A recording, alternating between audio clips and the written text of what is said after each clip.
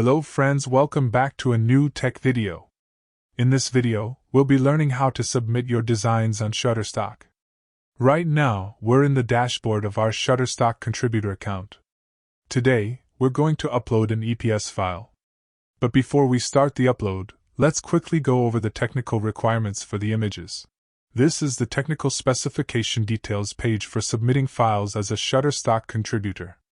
You'll find this content guidelines page link in the video description for quick access. From here you can get the complete details and the latest updates. Even so, let me give you a quick summary of the main requirements for EPS files. The file size should be at least 4 MB and no more than 25 MB. Make sure everything in the design is unlocked. And finally, when you save the file, it must be saved as an Adobe Illustrator 8 or 10 compatible file. We've already prepared an EPS file following the guidelines I just mentioned. Now, we're going back to our Shutterstock contributor dashboard. Here, you'll see multiple options for uploading files. For example, in the top right corner, in the middle of the page, and on the left side under the Portfolio tab, you'll find the Submit Content option. You can choose any of these to start the upload process. To upload our file, we can either click on Upload Assets or simply drag and drop the file there. Once the upload starts, you'll see the file being uploaded. After it's done, we'll click on the Go to Portfolio link. In this case, the upload might take a little bit of time.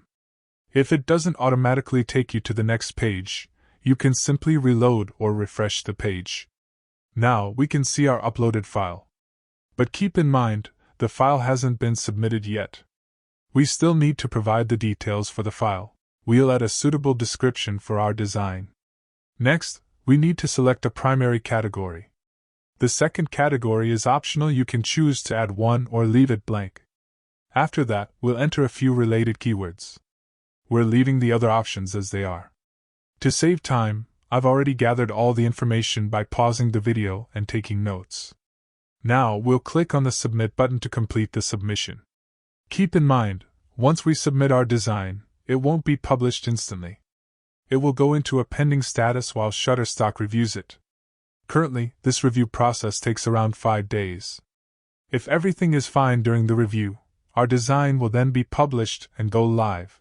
Here, you can see the new design we just submitted along with another submission we made earlier.